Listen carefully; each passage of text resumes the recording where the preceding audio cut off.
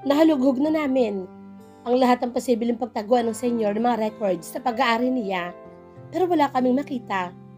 Pati mga bank books niya ay hindi rin makita ni Gloria. Nag-aalala na ang mag-ina dahil mauubos na ang perang naiwan ni Regalado. Himudok ng attorney Mendez kay David. Sinubukan na ba ninyong buksan ang vault? Ipinasira ko na ang vault, David, pero walang laman iyon, kundi 5,000 piso at mga walang kwentang mga papeles. Sabad ni Gloria. Sinubukan na ba ninyong tanungin si Francesca sa mga bagay na to? Ang tagal din nawala. Tiyak na wala rin siyang alam. Ang mahalaga ay makita ko ang mga bank books na Regalado.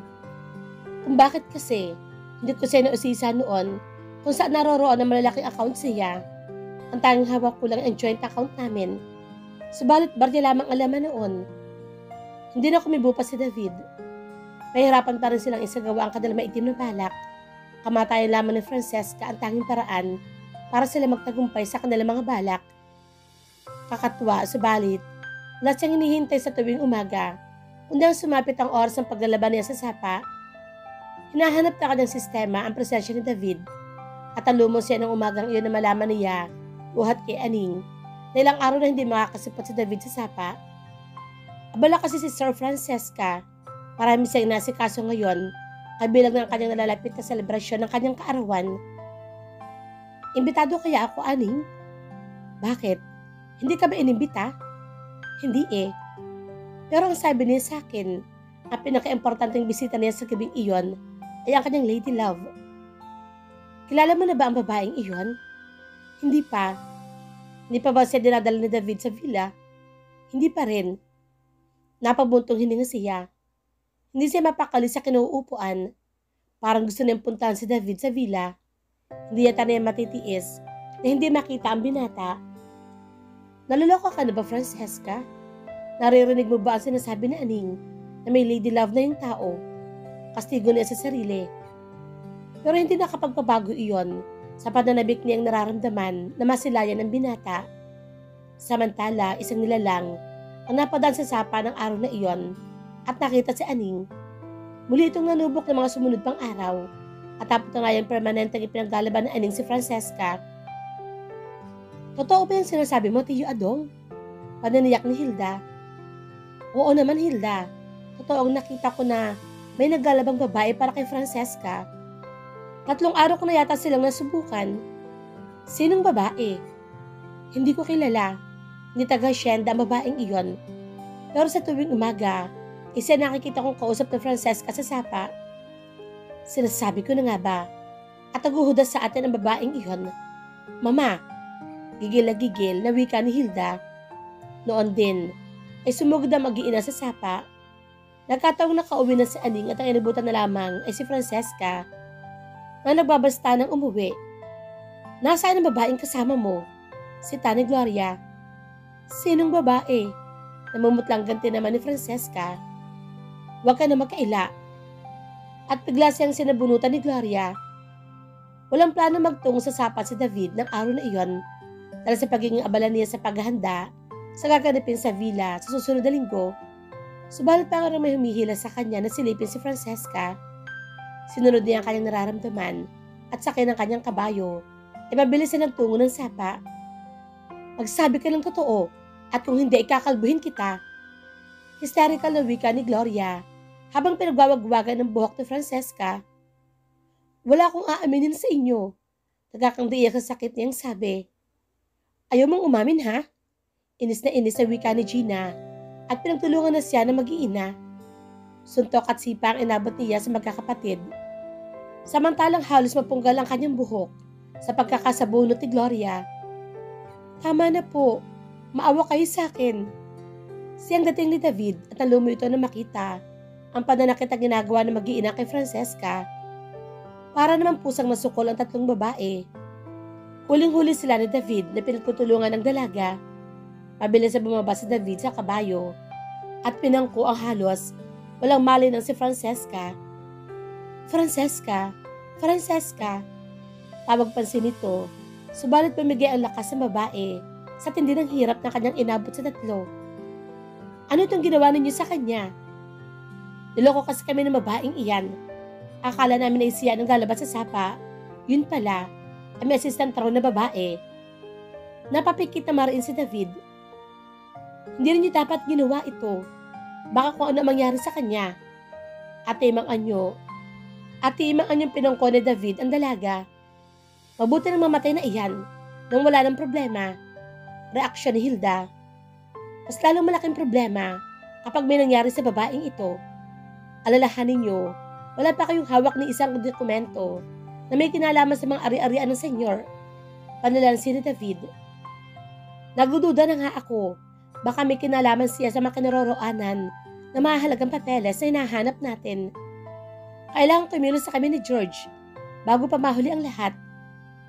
Bagamat nangihina ang katawan, malinaw pa rin ang isipan ng Francesca at tinagdinig niya ang pagkakaintindihan ni na David at Gloria hinggil sa planong pagkangkam sa ari-arian ng kanyang ama.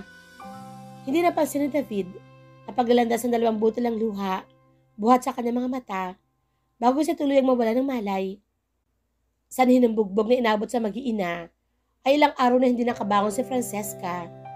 Nang pagbalikan siya ng lakas ay nagtaka ang dalaga nang pigilan siya ni Gloria sa paglalabas sa sapa. Bakit ho? Itinatanong mo pa? Hindi namin alam kung saan ka kumukuha na ibinabayad sa assistant mo para ipaglaba ka.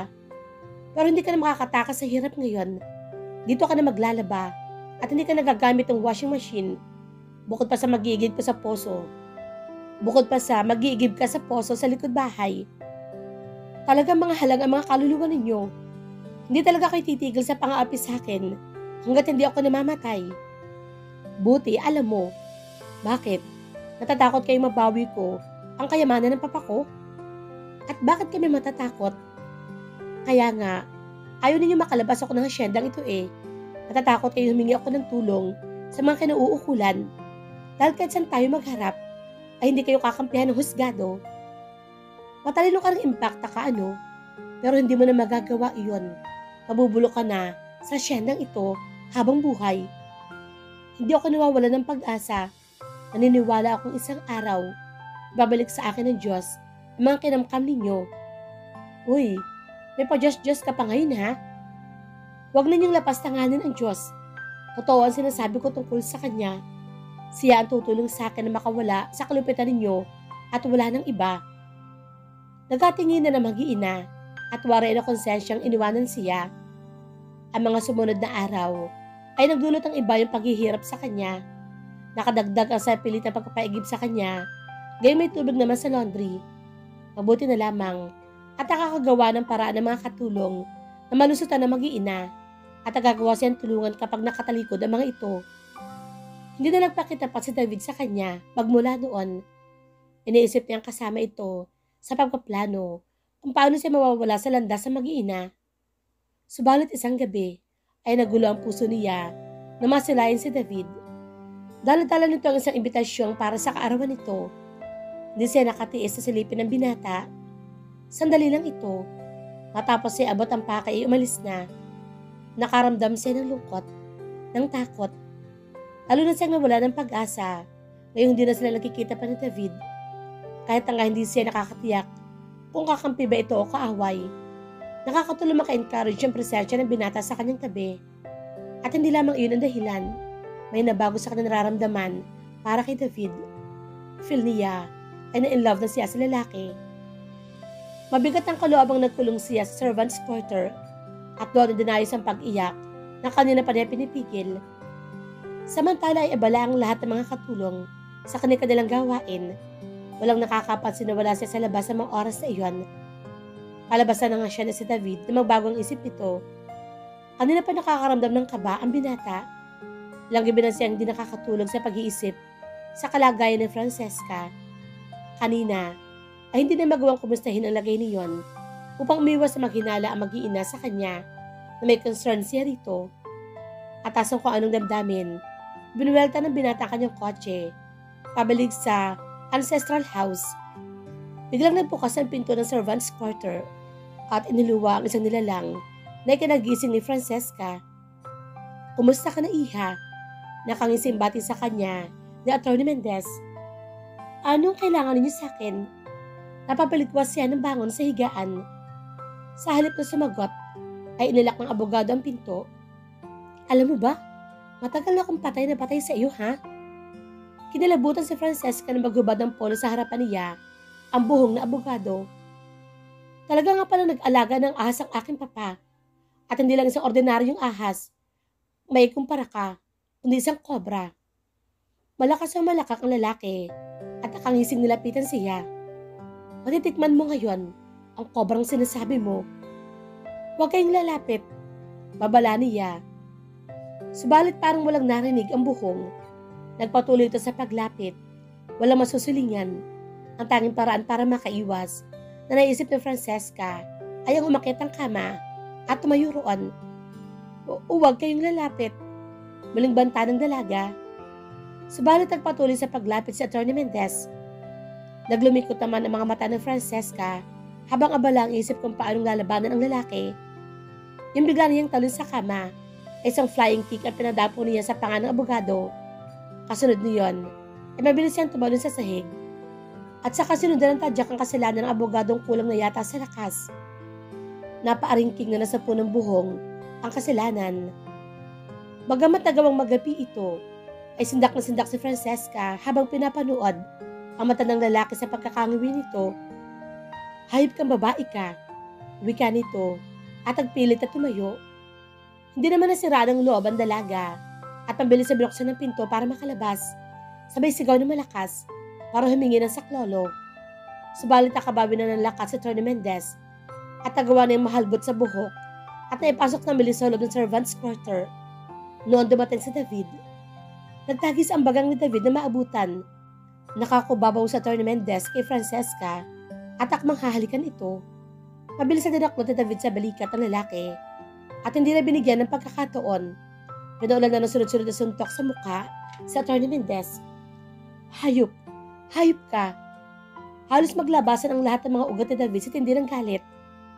Hindi na gawang makasuntok ni Atty. Mendez kahit na isa. Bugbog sarado ito kay David at halos hindi na makagulapay sa matitinding suntok na inabot buhat sa galit na galit na binata. David, tama na. Pigil ni Gloria nang dumating na marinig ang komisyon. Kaagad sa makulo ito in favor of Atty. Mendez kasama si Hilda at Gina. Noon lamang naawat si David. Bakit? Ano bang nangyari? Untang ni Gloria. Pinagtangkaan niya na masama si Francesca. Humihingal ang paliwanag ni David. Masyado kang sip-sip, David. Untang ni Atty. Mendez. Baka akala mo ay hindi ko alam kung bakit ganyan na lang ang pagmamalasakit mo sa babaeng iyan. Iisa tayo ng kulay, David. Hindi kulay ang pinag-uusapan rito, Atty. Mendez. Kundi ang kahayupang plano mong gawin kay Francesca. Halos mabingi ang tainga ni Francesca sa usapang naririnig. Hindi dahil sa lakas ng sigawan ng dalawa, kundi sa nakapaloob na katotohanan sa mga palitan ng salitang naririnig niya. It is obvious na may manipulasyon niyang nagaganap sa tahanang ito at walang tanging naging biktima, kundi siya. Samantala gigil-gigil si Gloria sa kanya. Pailalim na tinapunan siya ng tingin nito. Siya na noon ay nakayakap na kay Aling Patring at walang patig sa pag-iyak. Talagang problema ang babaeng ito. Duro sa kanya ni Gloria. Ano na naman kabulos-tagal ang ginawa mo, ha?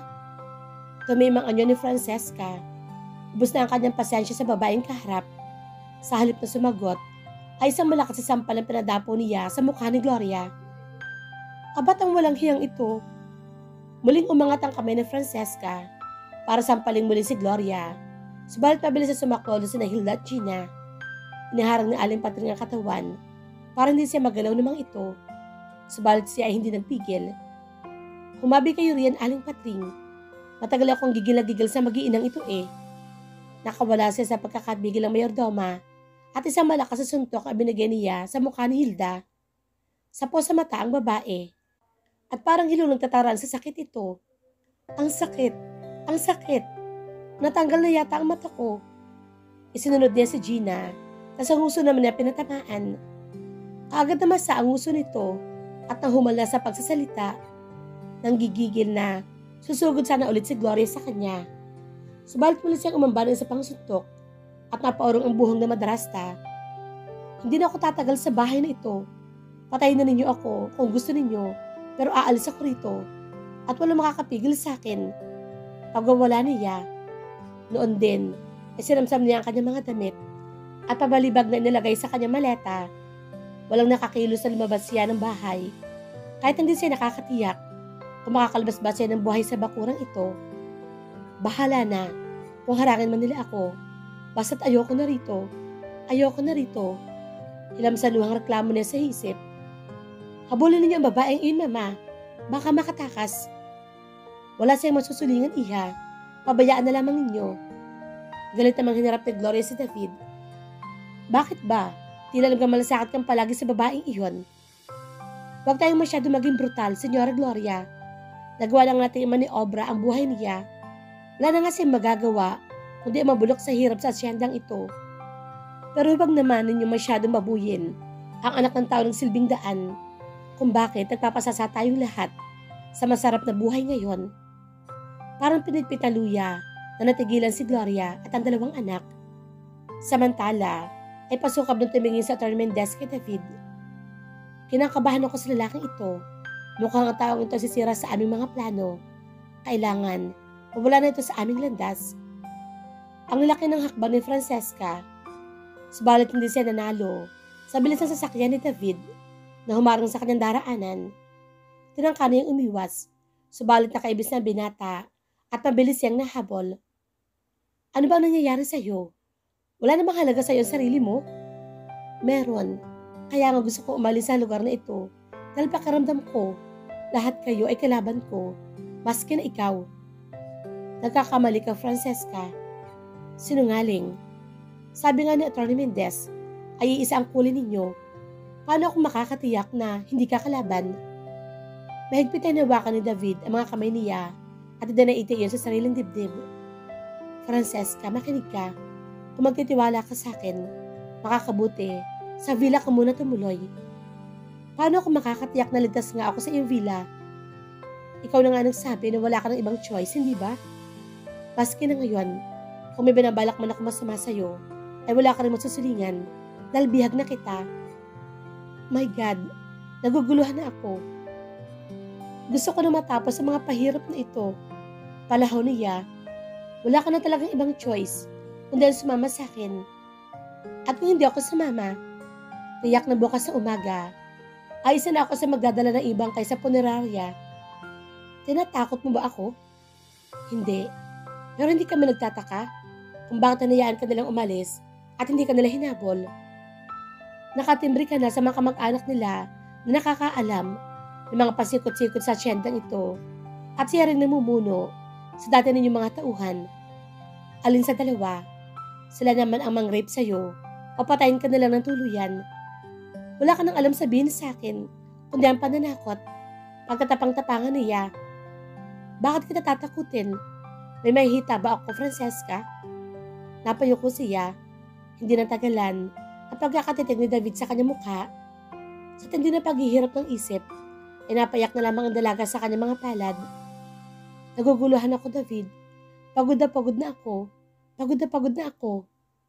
Napapikit na marin si David habang hinahaplos siya sa likod.